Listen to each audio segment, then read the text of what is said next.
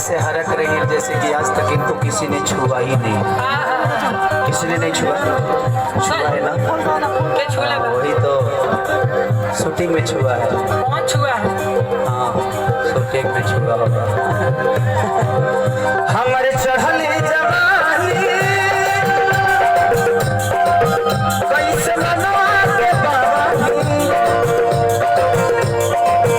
रोज खाने से बड़ा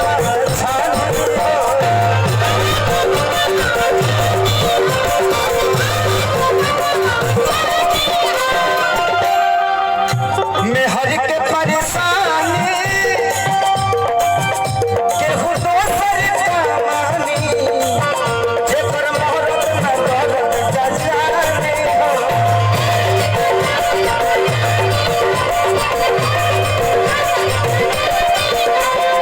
के डाली फसल में खाद,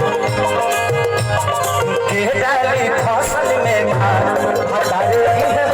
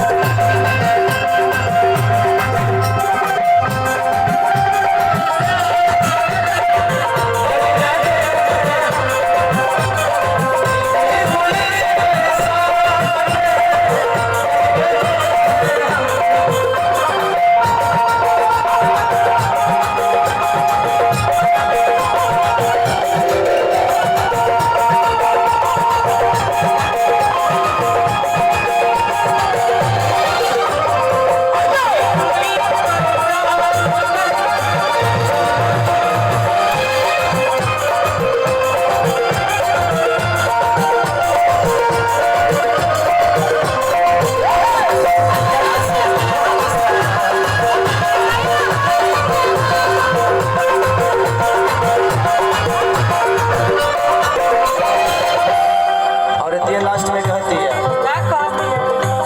कि कौन जवार है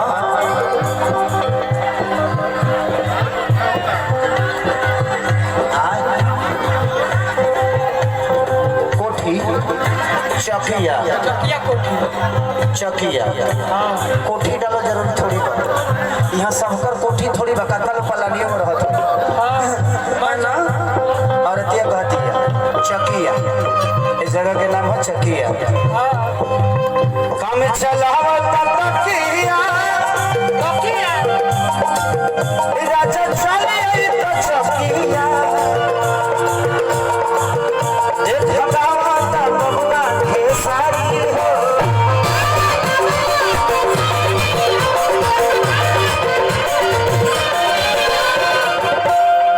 भरल भाखी आई दिन फुकिया,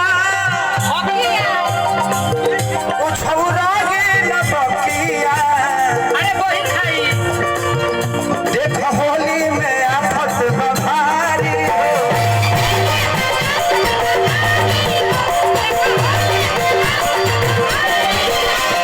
आ गईले घरे आजा, अरे आ गईले घरे आजा, बता दे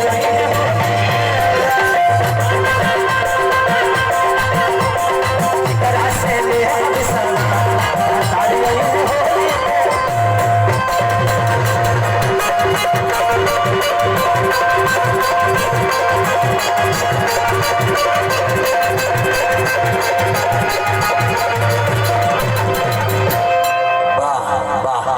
चलिए एक किरीनो डुबही वाला बा, तो एक गाना से और सेवा और 2 रिकॉर्डिंग डांस कर दे ताकि आपका भी मनोरंजन हो जाए।